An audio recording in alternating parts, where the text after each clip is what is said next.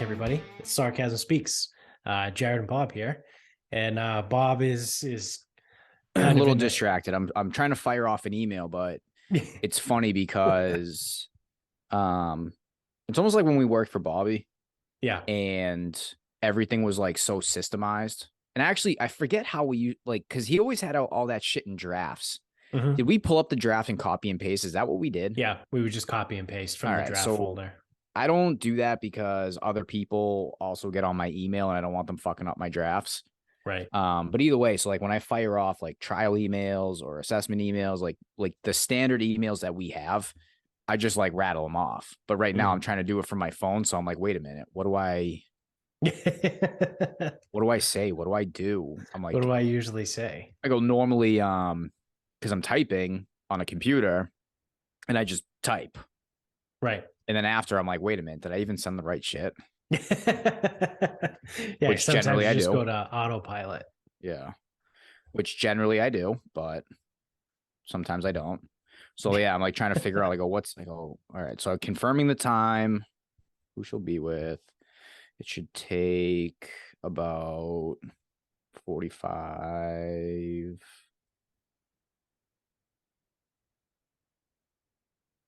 to 60 minutes. So as you do that, What do I say? I don't even now. I don't know. I don't know the rant. It was like when it's also similar to when we did the interviews. right, you And give we the had the spiel. rant. Yeah, it's like Yeah. the spiel.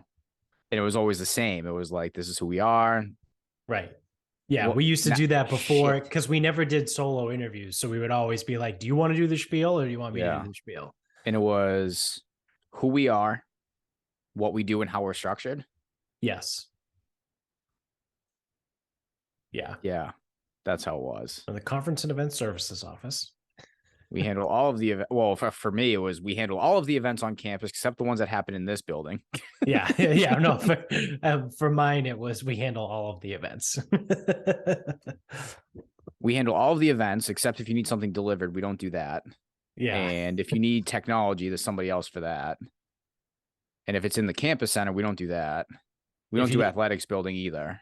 Yeah, we didn't do we did stuff outside of Tinsley, but if the athletics building has an event, we won't set it up and we won't deliver the stuff. But athletics has to reach out to us to put in the order to deliver the stuff. Yeah.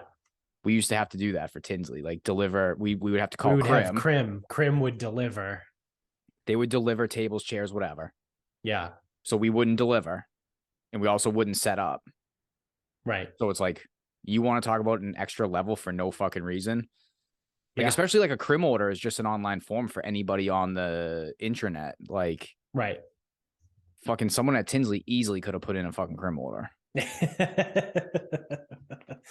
So I always thought it took me, I don't know, probably until like maybe my second semester or like that second summer, right? Because I worked the summer leading into when I started grad school.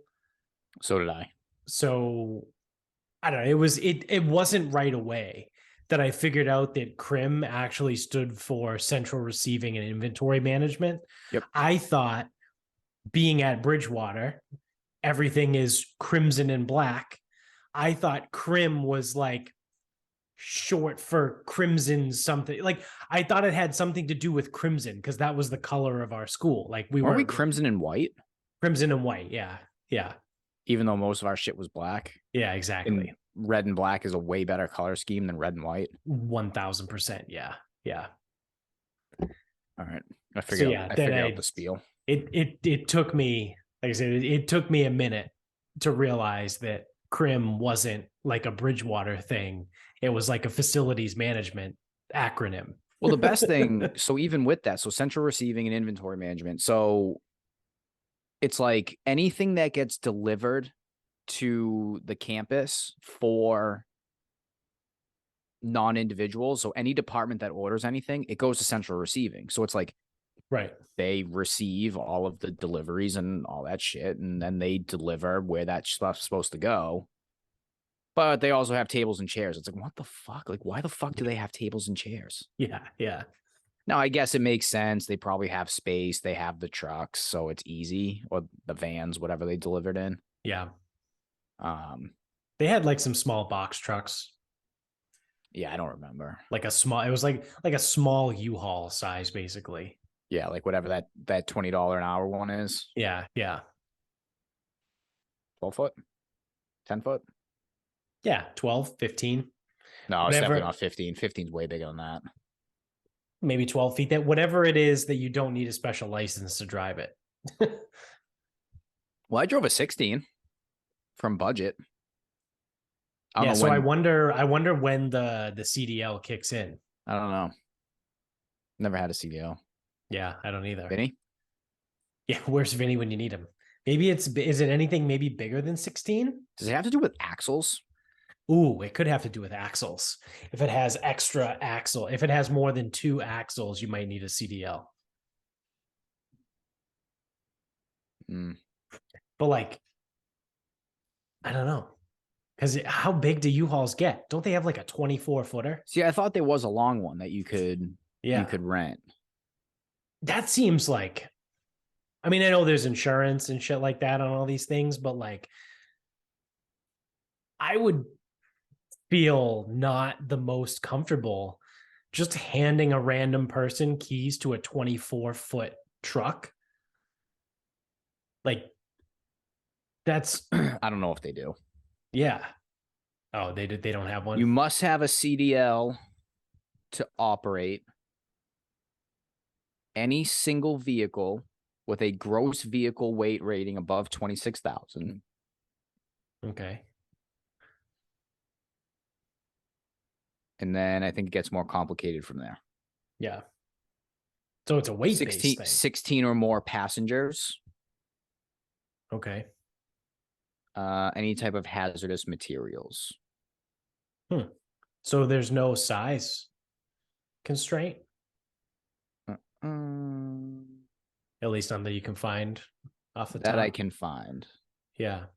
That's wild. So like a random person could theoretically drive a fucking 30-foot truck as long as it was Less not than carrying 26,000. Yeah, not carrying chemicals and less than 26,000 pounds. Yeah. Jesus. Doesn't seem wise. No, it doesn't. It feels like that's a little bit of an oversight. Like, of all the stupid rules and regulations that we have as a state, feels like the length of the truck for CDL probably could have been one that they wouldn't have been dumb to include. The largest moving truck available at U-Haul is 26 feet. 26 feet. That's fucking long. Yeah. It looks long, even in the picture. That's got to be. Although it's not as long. So it's long. It is not as big of a vehicle as you may think. Yeah. Like I was thinking I'm not an 18-wheeler, but like, something super long like that. Yeah. Like 26 is big, but it's not fucking crazy. It's not super high off the ground either. What's 212 inches? That's really fucking stupid. That's I don't know. just under 18 feet. I was going to say my truck is 18 feet long with the 6-foot bed. Yeah, so I mean, right there, it's 26 plus the cab, I assume. I don't know. How long's a cab? 6 feet? Ish. No, it's probably bigger than Probably that. bigger. 8 feet. Yeah. Yeah, so 34. 2 of your truck. Yeah.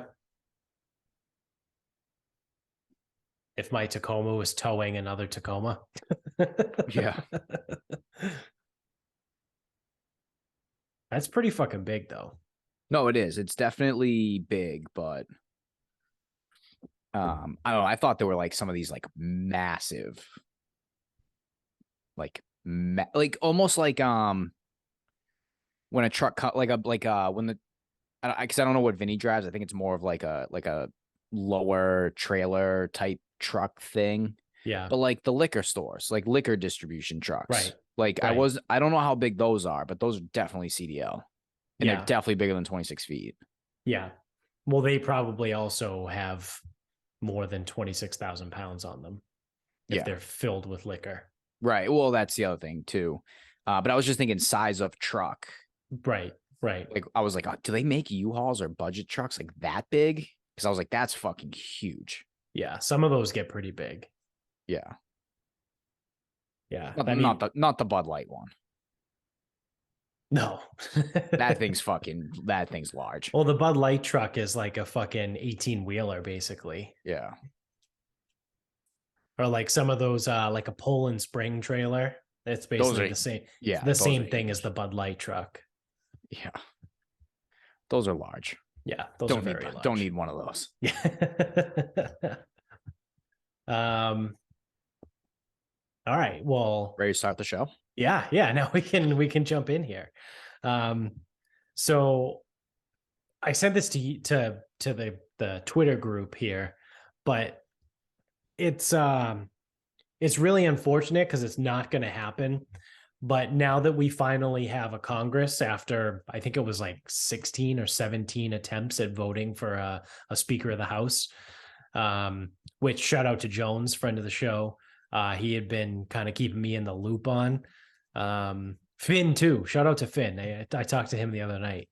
But yeah, it was an absolute Finn generally knows what's going on with that shit. Yeah, it was an absolute disaster trying to get a Speaker of the House, but we finally got one. And now that we have one, we can like start doing, Congress things, whatever it is that they do, which is effectively nothing but collect a paycheck and then get paid off by corporations. But I think my favorite semantic with not being able to elect the Speaker of the House is they couldn't swear any of the new people in. yeah, And it's like, oh, you can't get the new people in. It's like, give it fucking time. They're gonna fucking pick someone. right. Eventually they will. So the new Congress, or the new House, I should say, not Congress. I think Congress includes Senate, but the new House of Representatives has proposed legislation to abolish the IRS and completely remove the federal income tax. And what they want to do is replace it with a consumer tax. So I know nothing about the details of that, but going off of like what it's called would make me assume, right, that it would be based on, it would be almost like a federal sales tax in a way. Is kind of, if I had to like super simplify it, if you call it a consumer tax. So then at that point, it's like, however much money you spend to like buy shit is how much more tax you would pay, which I'm pretty much fine with. Because we've talked about this before, right? The funny thing about Massachusetts, which is, one of the many stupid things about living in this state, is that you pay excise tax for owning a car after you paid sales tax that you bought the car with after the money got taxed by the government because of federal income tax and state income tax. So it's like if you start at the top of the funnel, right? It's you have X amount of money. That X amount of money gets put through the funnel. You pay income tax, both federal and state. Then you buy a car. You pay sales tax for purchasing a vehicle. And then every year you have to pay a fee for owning a vehicle that you already paid sales tax on with money that was already taxed from your income. So you're essentially paying 3 levels of tax on a car in Massachusetts, which is absolutely fucking retarded. So if you can remove one of those layers, and I know probably at the end of the day, it's going to come out pretty fucking close to the same amount of money. Otherwise, they wouldn't do it, right? But it's still like, it's a way to kind of avoid paying an income tax, right? You can just spend less money. So you get to keep more of your money and you decide theoretically how much you give up by how much money that you spend, right? So if there's no federal income tax, if you say you average 22% of your income goes to the federal government, you theoretically get 22% of that yearly salary back into your pocket. And now you can decide how much of that you want to spend on things that would then be taxed by the federal government. So, I mean, in theory, it sounds a lot better to me, at least, right? Because, like I said, now you have the discretion of whether or not you give that money to the federal government. Like, do I really need to buy a new air conditioner? Like, no, I'm good with the one that I have. Like, you know what I mean? And if I do want to spend it, I got to pay a federal sales tax on it. So now that money goes to the government. You know what I mean? It's, if I want to save my money, then I can save my money, basically. Yeah, I think I get excited at the idea of abolishing the IRS. That's funny to me. Yeah, Now yeah. it'll never happen. This will There's never ever happen. zero, utterly no percent chance. It's literally what is it? It's political theater, basically, is what it is. It's all for show. It's so the Republicans can be like, see, we're trying to help the common man. You guys knew this was never going to pass. No, it's never going to pass. It's never going to pass. And I said this in the then, Twitter group that never, not once has federal government by choice gotten smaller. It's yeah, never no. gotten smaller by choice. It's always getting bigger. And then never mind, you are just going to end up paying because there'll be whatever that consumer tax is. You'll pay state sales tax and you'll also pay consumer tax on taxable goods. I assume things like groceries and clothes, like basic needs, the stuff you don't pay sales tax on now at a state level, I assume that would also start to become taxed as well. So now all of your stuff would be taxable, and anything that's currently subject to sales tax would also probably be subject to a federal tax. Would most of your things also be included in that? All Did I of your say was it all of my stuff and most of my things? yeah, yeah.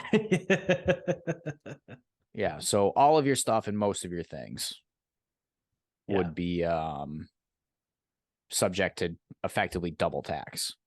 Yeah.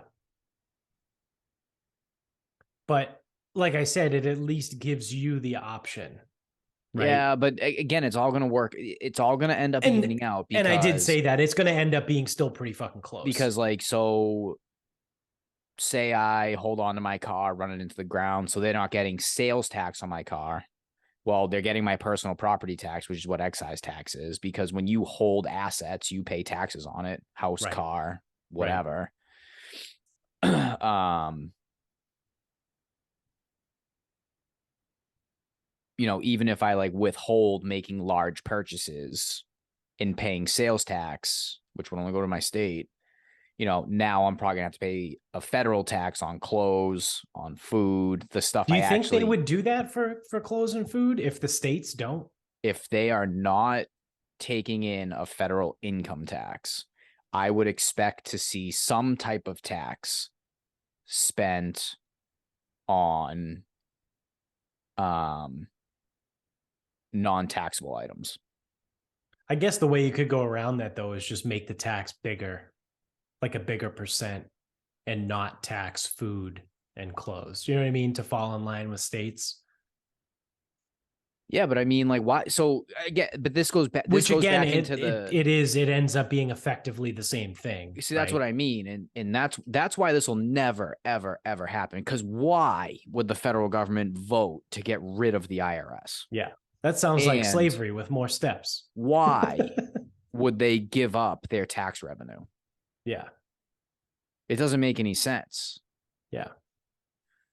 Now, again, I just love the idea of abolishing the IRS. I find that hysterical. Right. But now all of the accountants in the world, their job just got significantly slashed. Right. So that won't happen. Right. And they're going to get their money one way or the other. So that's why I think on not current non-sales tax items, you would see a tax because they have to get it. Like it can't just not get it any. Like they Right, like because I don't know the how much money the alternative would be if they don't get it anymore, then they have to reduce the size of the government. IRS Yeah. total revenue. Yeah, And that's again, interesting. and then what would happen? Would businesses start doing this? 3.42 trillion in 2020. Yeah. Yeah, I mean that money's got to come from somewhere. 4 trillion 2021. The IRS brought in $4 trillion in tax. I would assume, is that just income tax? What else does the IRS collect? Income and business. Business tax. Well, the business tax is a business income tax. Right. Right. Or a business, I guess technically. Yeah, I think technically net income is profit. Yeah. I don't know how else they make money, the IRS. Yeah. That's pretty crazy. $4 trillion. And like, where the fuck does that money go? Nowhere good. Yeah, nowhere good. That's for damn sure. It goes to the fucking middle management bureaucracy. So when someone wants something, they call someone else to order it so Yeah. that they can call the third party to deliver it and not set it up. that's how fucking government works, because we saw it firsthand working for a state organization. Unbelievable. Yeah. Yeah. So that's the bummer because so it's 3.42 trillion. So either the IRS is going to get, I'm sorry, the federal government's either going to get the 3.4 or 4.05 trillion, which was last year. They're either going to get the 4 trillion or they're not going to get the 4 trillion. And there is no situation where they don't get the 4 trillion. correct. So the IRS will not be abolished, even though I would find that hilarious. Then you have to look at like spending. So if it ever was to go, it's got to come back from somewhere, and basic needs are going to be taxed higher because you're right. Like certain people just like, they don't spend a lot of money. Right. So they're not doing their share. Right. So you have to hit them on the things that they need. Yeah. Yeah. Yeah. That's a good point. That's how it would go. And Yeah. then you'd be paying it on utilities, you'd be paying it on clothes, food, gas, everything. So effectively, at the end of the day, you'd probably end up with the same amount of money. So you know what? Just don't fucking charge me the extra shit and just fucking take it. Yeah. Yeah, it's fucking dumb. It's so stupid.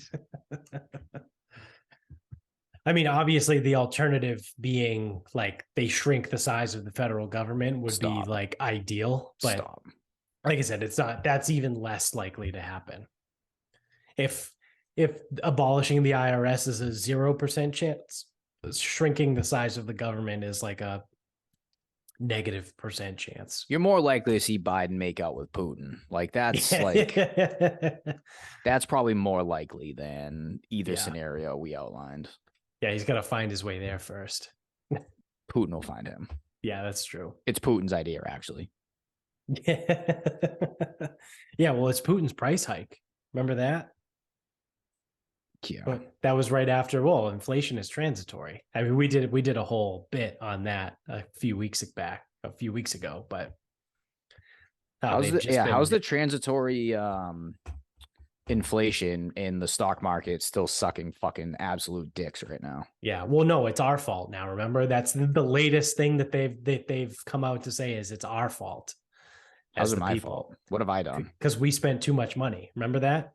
That was like the progression that we went through of everything. Oh yeah. It started out, inflation was transitory. Then it was COVID. then it was supply chain, Everyone spent too much money. then it was Putin's price hike, and now the problem is us. It's our fault. It's we spent too much money. That's why inflation's bad. Yeah, my bad. Yeah. Yeah. So they can fuck off. You know what else actually is kind of bad though is, have you heard about any of the shit that's going on in Mexico? No. So truthfully, I didn't really know too much until today. I went to go get a haircut, and I was talking to Dave, and he was like, he said that he was like, "Oh, dude, how about this shit in Mexico?" He's like, "That's all they've been talking about. Guys coming in the shop all day. All they want to do is talk about shit in Mexico." And I'm like, "What do you mean? What's going on in Mexico?" So apparently, El Chapo's son got arrested, like last week or a couple days ago or whatever, and the Sinaloa cartel has been absolutely fucking everything up trying to get the police to release him. So when I originally heard that from Dave today in the barbershop, I was like, didn't something like that happen like 3 or 4 years ago or whatever? And he was like, I don't know. I don't remember. And I was like, yeah, I'm pretty sure. I don't know if it was like, maybe it was El Chapo or his wife, or like someone got arrested and the cartel raised fucking hell for like 4 or 5 days. And the police were like, fuck it. And they just let him out of jail.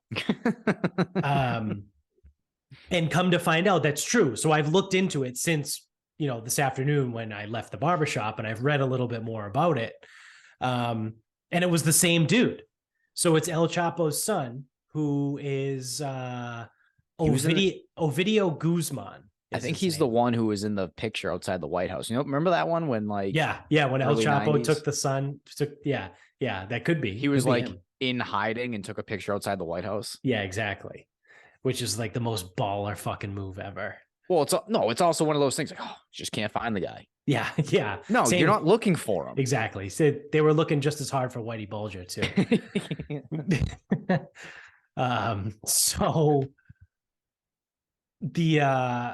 So the son Ovidio Guzman got arrested in 2019, and the cartel like raised hell for like 4 days, and the police were like, all right, fuck this, and they just let him out of jail.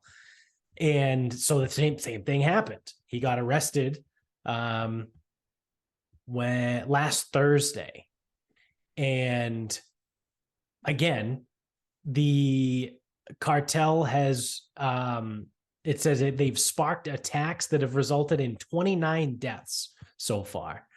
And then so a day later, so like probably like whenever this came out, I don't know when I got this, January 9th.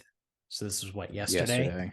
So I think like yesterday, a Mexican judge decided to pause the plan, which was to send him to the United States. They were going to extradite him to the United States to face charges, right? Because the United States got El Chapo. Well, I think it was Sean Penn. I think Sean Penn was somehow involved in the arrest of El Chapo, which is kind of fucking nuts if you think about it, because Sean Penn's also kind of a fucking dickhead. But anyway, so the whole point is he was arrested by the Mexican government and was scheduled to face extradition to the United States for, pick your poison, right? Like he's the fucking leader of a cartel. So they're raising hell. Like 30 people have already died, right? And I saw this one video. There's a dude with a 50 cal, and he's shooting at planes in the sky, like civilian planes, like Southwest, like whatever Mexico's Southwest fucking airline is. Like there's some dude for the cartel literally firing 50 caliber bullets at a fucking commercial passenger airplane in Mexico. Like they are literally raising hell, trying to get him out. And I think because they have a different president now, maybe, I don't think he's going to let him out, because the last regime was like, yeah, we don't want to deal with this. But I think the guy who's in power now is is kind of a hard ass.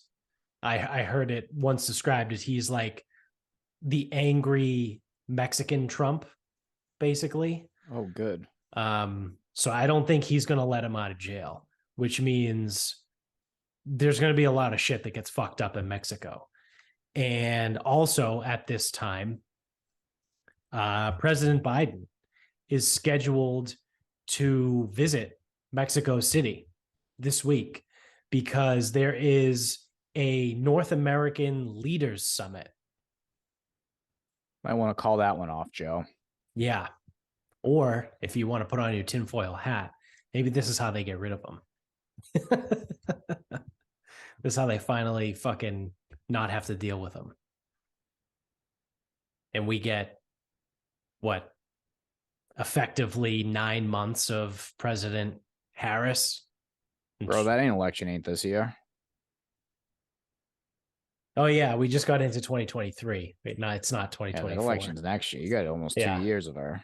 Yeah. Maybe that's not how they get rid of him then. Or I don't know. Who knows? Maybe who the fuck knows? I've been saying they were going to kill this guy off since before he even got in office.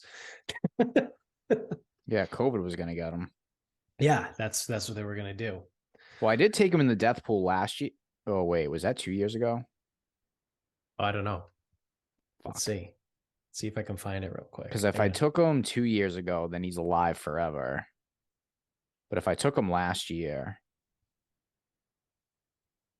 Yeah, you didn't have him in the 2022 death pool. Oh, shit.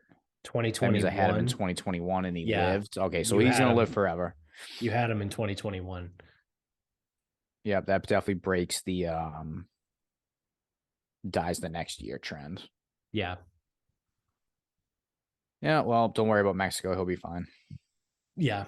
So Biden's going to Mexico. The country's in fucking shambles.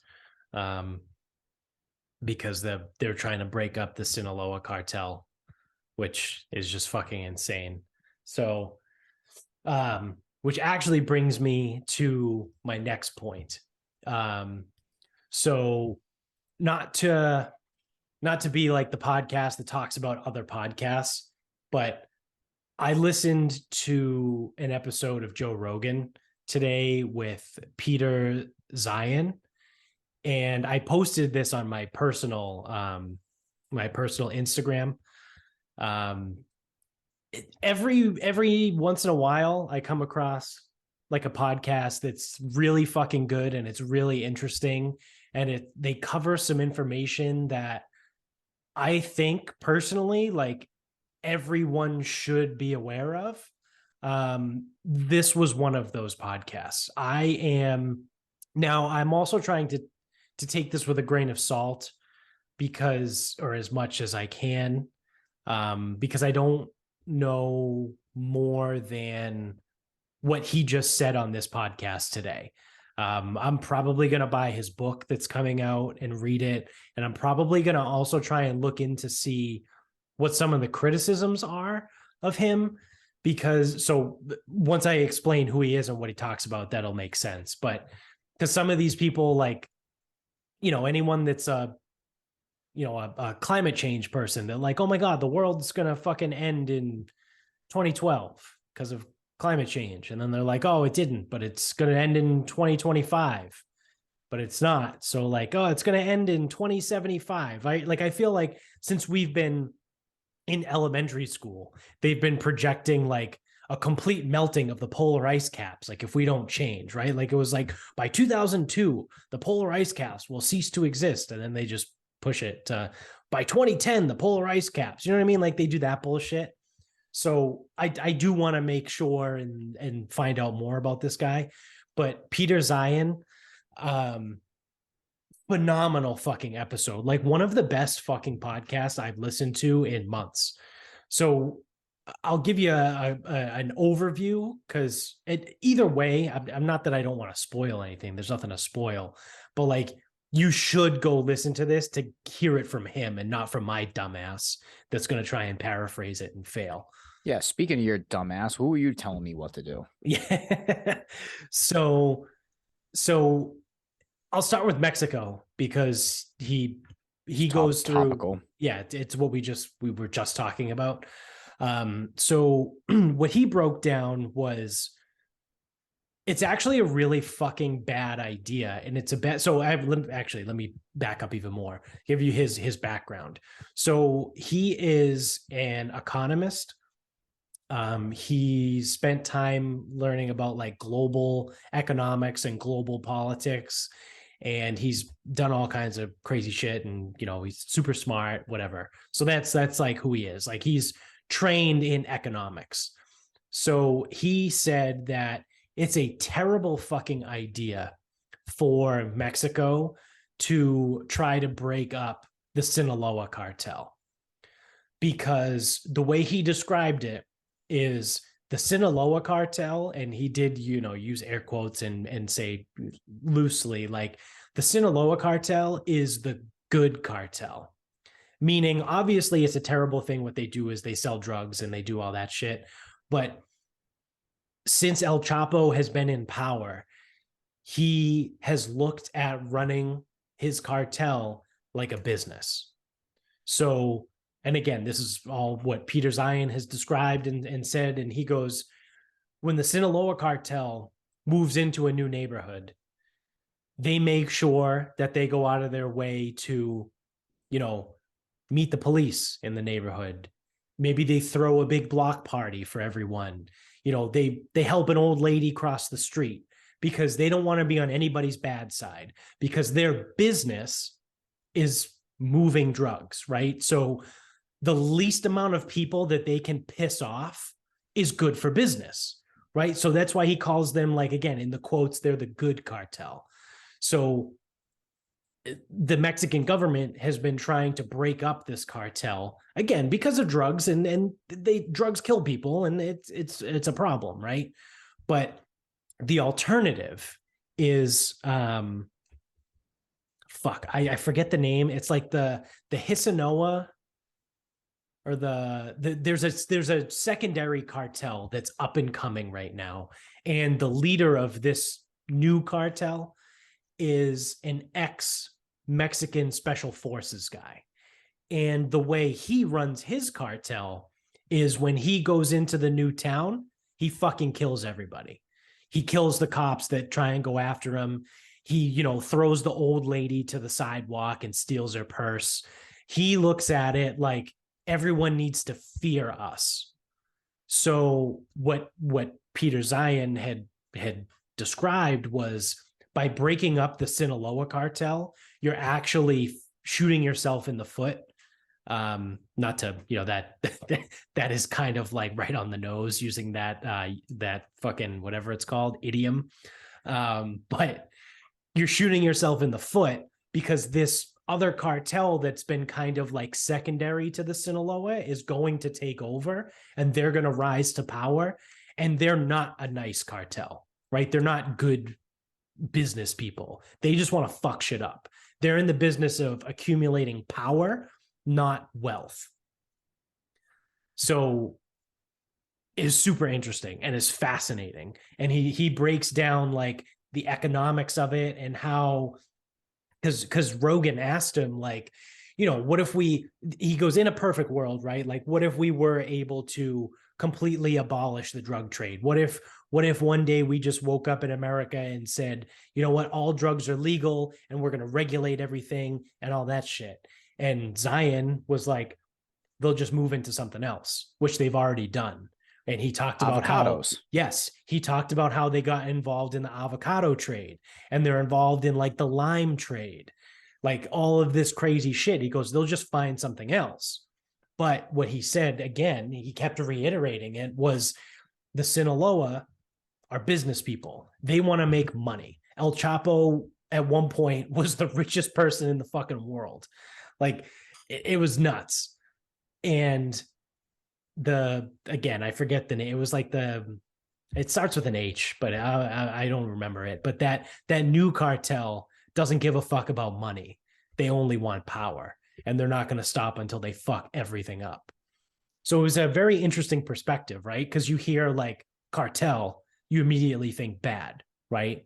But if you look at it like they're inevitable, right? Like, truthfully, if we're being realistic, I don't know if there's a way to completely abolish cartels, right? Like abolishing the IRS. Like I don't know if there's ever an opportunity to completely wipe out cartels in Mexico. So why not let the what like the quote unquote good one like kind of do its thing? Like arrest some people here and there when shit gets out of control and all that. But that's kind of like the picture he was painting there. Um, Again, very, very interesting stuff there. So then he goes on to break down a bunch of other shit. Um, so the title of his book is let me look it up because I don't want to get it wrong. I don't want to fuck it up. Christ. I can't fucking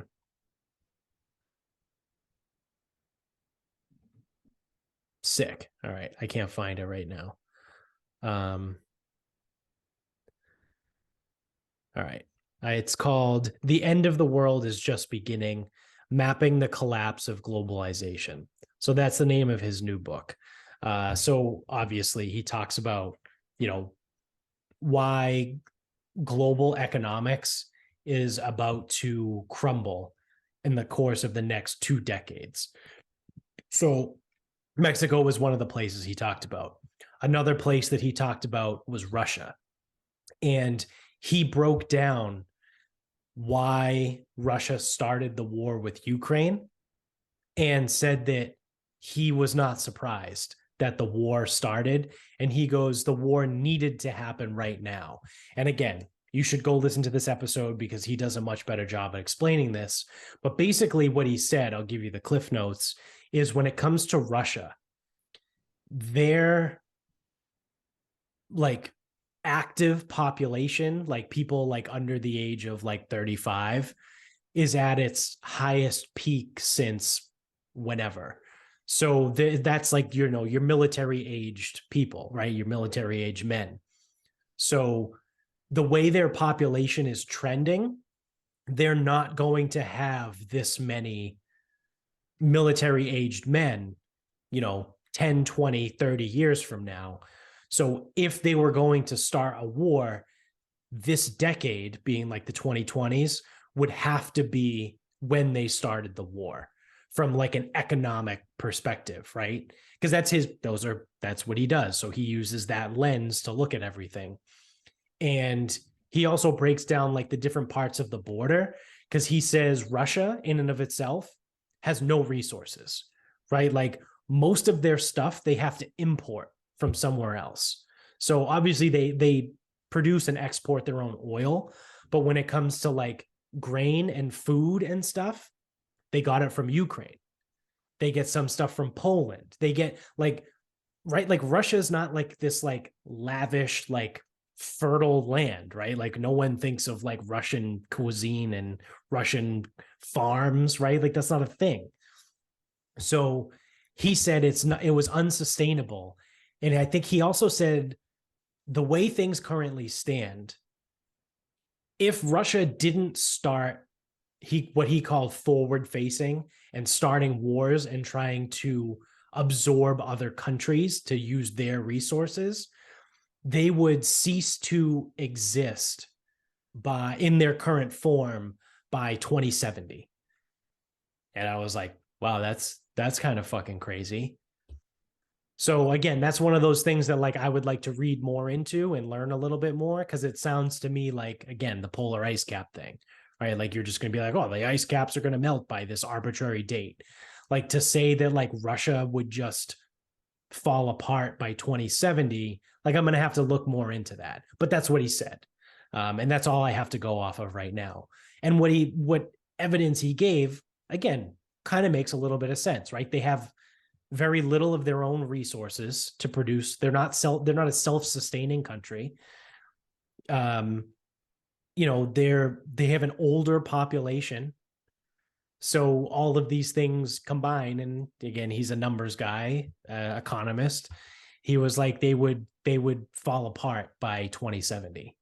So he talked about Russia there again, and broke down the war. And he also said if they succeed in taking Ukraine, that Poland, Finland, Estonia, Latvia, and all the Belarus, like those are all next, right? Like they'll if they quote unquote win and take back the Ukraine, all of those other countries they're going to invade next over the next few decades, because they have to, because they need the resources. So they can't produce their own, so they have to take them from somewhere else. So he was just saying, like, that's a reason. It's a good enough reason to kind of root for the Ukraine, despite them also being ridiculously corrupt. He said we don't need Russia to start, a multi-front war. So then he goes on to China, and he breaks down why China is fucked. And I had no idea that forever we've been talking about, like, we've known this. We've said it on this show. Russia's not a real threat, right? Like, Russia's a joke. Their military is not that strong. Again, they have no real natural resources. Like, they're not a real threat to us. China has always been the real threat.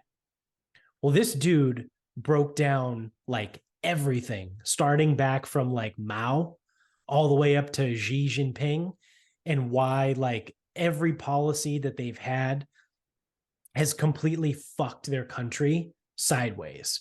Because like the whole one child thing, they now in China have more people that are older. So the basically the way he described it was like there's more people in their 60s than there are in their 50s, than there are in their 40s, in their 30s, in their 20s and teens, right? So the most of their population is in their 60s.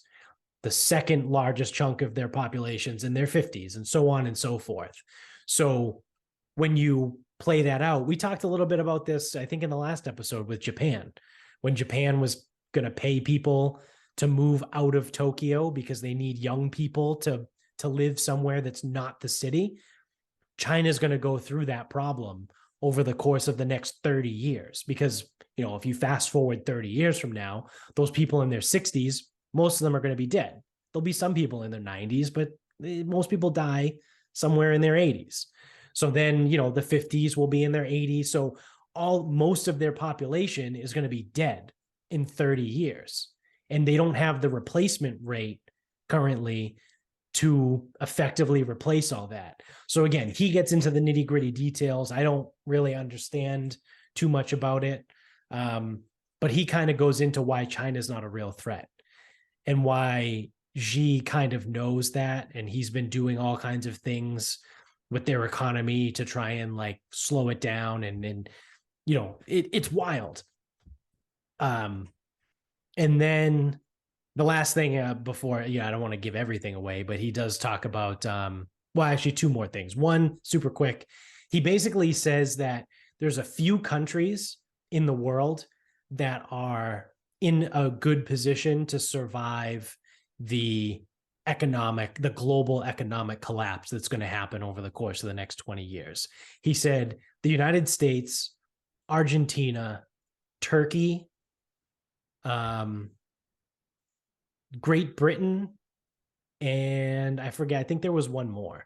I think there was 5 countries that he listed that the way their economic policies are and their natural resources and everything, might have been Mexico. Mexico and Canada might have been the other ones. I don't know, but he lists them out. The world is still going to need drugs, so Mexico's good. That's true. Especially, the United States. I guess the United States is like the number one consumer of cocaine in the fucking world. But he lists out those countries and he breaks down like why they're each primed to like survive. And he does talk about the US, like whatever happens in the rest of the world, he goes, I'm not worried about the United States. He goes, we're the largest producer of energy and exporter of energy in the entire world. We're the largest producer of food and exporter of food in the entire world. So he's like, if there is a famine somewhere else in the world, we're fine. He goes, now, when I say fine, that doesn't mean that like we're not going to have issues. We'll certainly have issues, but we're not going to have a famine in this country. And he goes, your favorite your favorite fucking pasta dish might go missing off of a menu, but like you're still going to have food to eat. So, he goes through and he breaks all that down. But then the last thing he talks about, which I thought was super interesting and honestly like common sense, was he talks about green energy and why people have been doing the wrong thing when it comes to green energy for like the last 20 years. So he was like, basically, you need to, if you're going to use alternative energy sources, you have to like use what the environment gives you. He goes, if you live in Tucson, Arizona, you should have massive amounts of solar panels. If you live in Tulsa, Oklahoma, you should have a ton of wind turbines. He goes, if you live in Connecticut and you have solar panels, you're a fucking moron because you don't get enough sun in Connecticut for those solar panels to generate enough electricity to make any difference. And he also broke down the fact that we've talked about before, that electric vehicles are a farce, because he goes, the plant, right? Like that electricity has to come from somewhere. So you're using your electric car. Awesome, great, good for you. But when you plug that plug into your electric car to charge it, that electricity, more likely than not, is coming from a coal-fired power plant somewhere in the country. So he talks about like carbon neutral, right? And like being net neutral. So he's like, you're using an electric car. Yeah, you're not putting emissions into the air, but that car is not carbon neutral because the electricity that it needs to charge it is coming from a coal plant that still produces, carbon dioxide and like emissions, right? Like that whole thing. So he breaks all that shit down and goes into like nuclear power. The dude is like fucking unbelievable. Like I said, like I gotta learn a little bit more about him and read some of his stuff. And again, try and find some people that like go against him to see what they say. But it was an absolutely fucking phenomenal podcast. Like I said, like it's one that I think everybody should listen to. Again, there you go. Trying to tell me what to do, who to be, how to live my life. I know. But Maybe I don't want to listen. Yeah, well, then you don't have to. I'm not forcing you. I'm saying you should. If you don't want to. And who are you exactly? Just a fucking loser. Just I'm an absolute fucking loser. loser. So, I mean, it's interesting stuff, right? And it again, it's interesting to me because I think, obviously, I think the stuff that he was saying was fucking fascinating. Some people might listen to it and be like, well, that's dumb. I don't care. Or like, oh, wow, that's like super depressing. Because he's basically talking about like a global economic collapse. But I don't know. For some reason, I find all that super fucking interesting. So. Yeah. And again, like, so my immediate response is it all sounds good, but like, what the fuck are we going to do about it? Yeah. Yeah. And that's the thing. Or I guess it's like, what am I going to do about it? Nothing. Exactly. Yeah. Me individually, like you and I sitting here, we're not going to be able to make any fucking difference for any of that shit. But this is why I try not to, again, because it's like, talking about famine and fucking Russia like collapsing, like shit like that. I'm like, I can't do this. I can't do this. I have a golf game to figure out in 2 months. There's bigger things going on. Yeah, I gotta fix my golf game. Yeah, I gotta get that swing direction going out.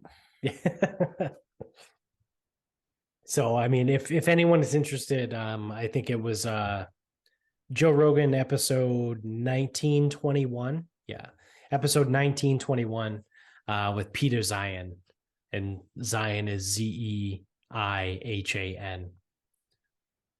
So again, if anyone out there is interested, they want to give it a whirl. I think it was worth the listen. And it was a shorter one for Rogan. It was only 2 hours. I was a little disappointed because like they had to cut their time short because he had to go catch a flight.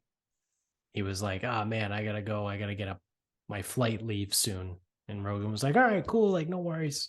But I mean, would have been nice if they scheduled a fucking better time for that interview. But who am Well, I? you can't just get what you want. Yeah. But as far as Rogan podcasts go, it is a shorter one.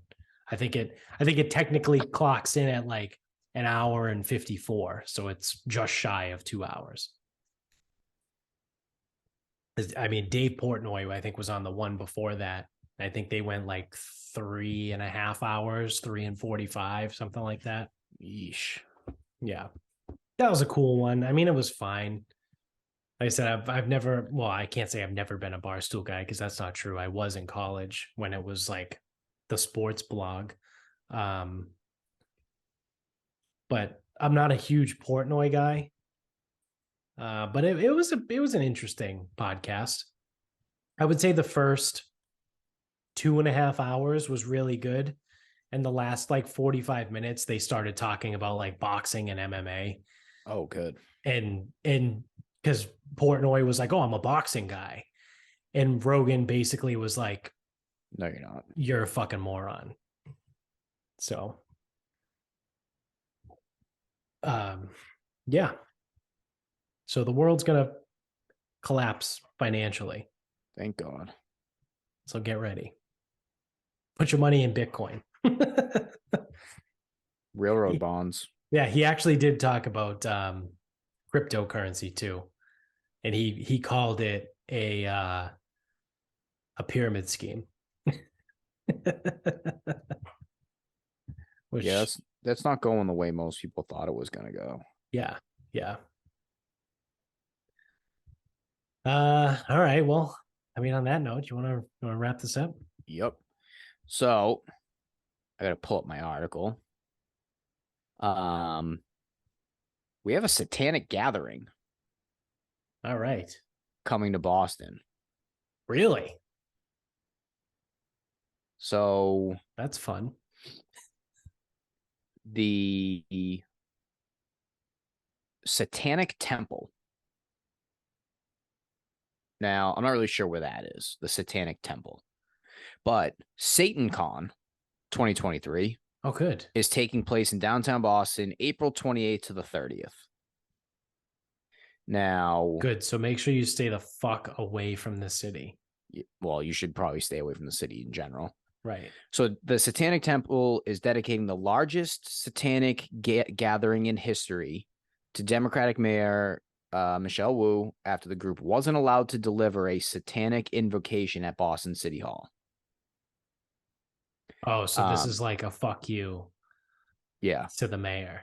So the theme of the gathering in celebration of the Satanic Temple's 10-year anniversary is German for Witches' Night, which is an ancient pagan holiday of May Eve.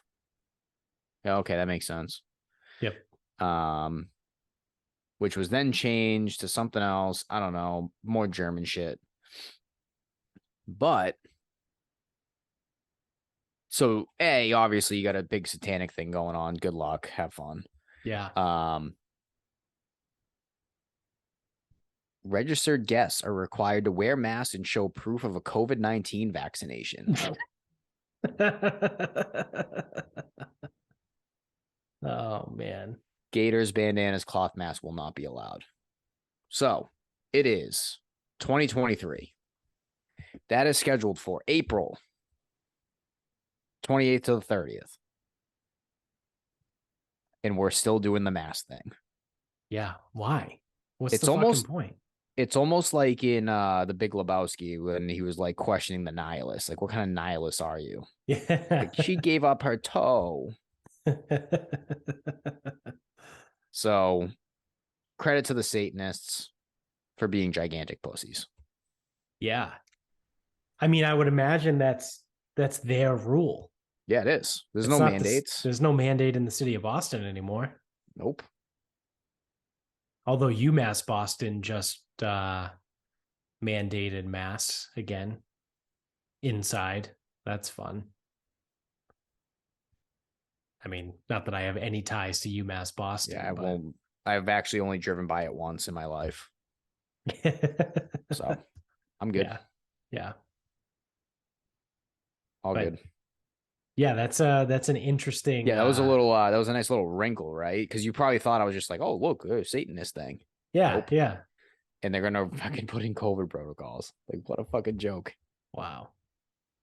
Well, the Do you think the Satan. Satanists are big on vaccinations? I don't know. Because like Maybe we know like because like super Christian people are anti-vax, right? Because that's the whole thing. Like, use a religious exemption for that. So does that mean Satanists are like quadruple vaxxed? I don't know. Because like we know heroin addicts are like some of the most well read and most likely to recycle. Um,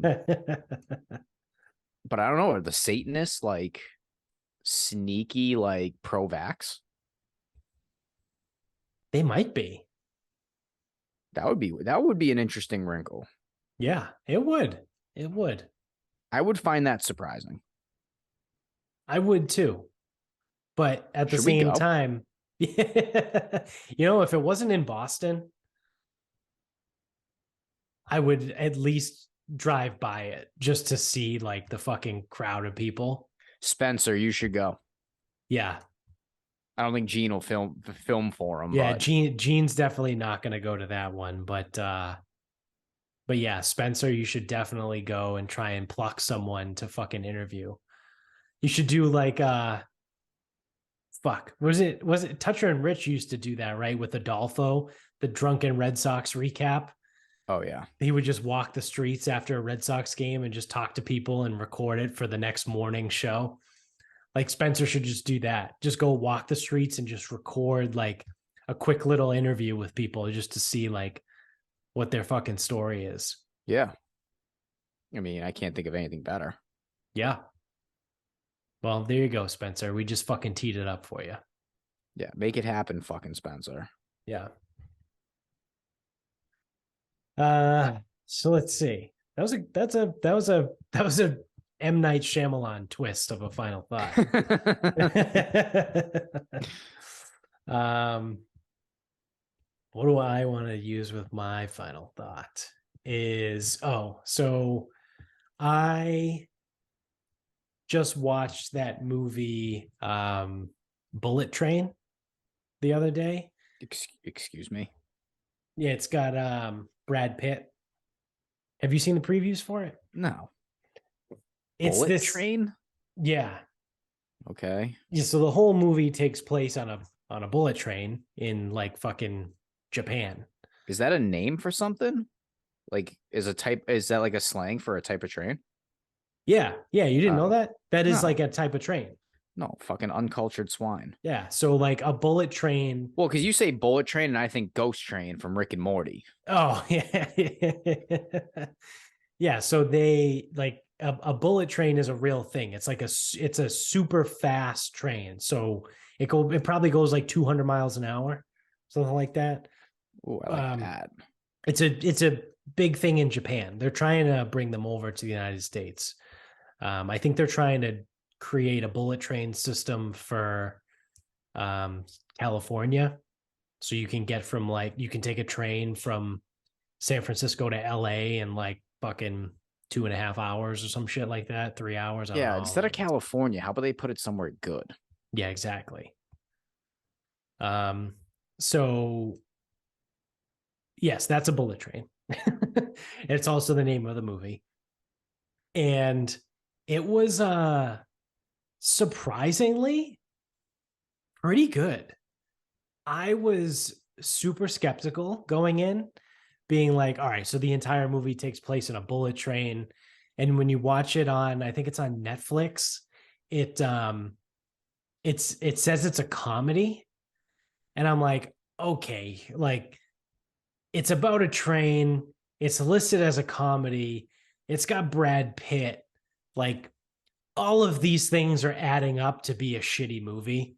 And I like I said, I went in with super low expectations, but I actually really liked it. Like I thought it was pretty well done. Um, there were some elements of comedy, like it wasn't a straight up like comedy, which is interesting because that like now what a comedy is. Like it's not, like the knocked up Step Brothers, like 40-year-old virgin comedy days are like dead. So like now like a comedy is just a movie that like is kind of funny at times, like Thor Ragnarok, right? Like Yeah. it's that's basically what it was. Along those lines, like is that a comedy today in 2023? Apparently it is. So it's pretty good. The fucking I forget that guy's name. Aaron Taylor Johnson. He's in it. I think that's his Jonathan name. Taylor Thomas. Yeah. Yeah. The guy who played Pietro in Oh yeah. Ultron. He was in it. It was pretty good. It was I enjoyed it. I would probably watch it again. Michael Shannon was in it. Zod, General Zod from Superman. Sandra Bullock is in it. But it's pretty good. Like I don't want to give too much away because it How long? literally just came out. How long? 126 minutes. And it's on Netflix. Yeah. Yeah, maybe I'll give it a whirl. Yeah. I would give it a whirl. I think it says it's released by Sony. I'm pretty sure I watched it on Netflix. So yeah, it's pretty good. So I would check it out. I don't want to give too much away, but the whole thing happens on a train. It's got Brad Pitt. It's relatively funny. It's also like slightly a mystery with like a little bit of a twist in it too. I enjoyed it. Like I said, I would probably watch it again. It's one of those like if it were ever to go on TV, I'd watch it. Like if I was flipping through channels and it was on, I'd be like, I'd watch this movie. So pretty good. Check it out. So again, apparently here I am again, telling people what to do. Yeah. The fuck. I got to get off my high horse here. Please do. Well, allow me to, because that's going to do it for us. So we're done. I'm done telling you what to do. Well, actually, no, I'm not. I'm not done. I lied. I lied right to your face. Because what I need you to do now is subscribe to the show. So if you're on YouTube, you got to subscribe, hit the button in the top corner. Wherever you're at, you want to like the show, rate it, give it 5 stars, leave us a review if you can. If you're an audio only guy, tell everybody you know about the show, right?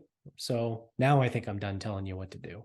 But I'll suggest, if you are interested, to follow us on social media.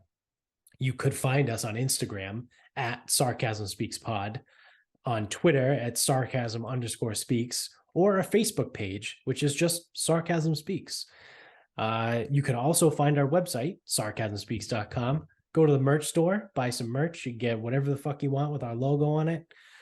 You could also, if you were so inclined, not telling you what to do, merely suggesting, if you were interested in placing any sort of legal wagers, right? Albeit offshore, it's still legal, right? It's not illegal. Yeah, it's not illegal. You can use the website, mybookie.com, and use the promo code SarcasmPod when you sign up to double your first deposit up to $1,000. You could also, if you like grilling and you like cooking, you could go to grillyourassoff.com and use that same promo code, SarcasmPod, to get 15% off your entire order every single time you check out. So again, just some suggestions, not telling you what to do. I've done that enough today. But that's going to do it for us. So until next time.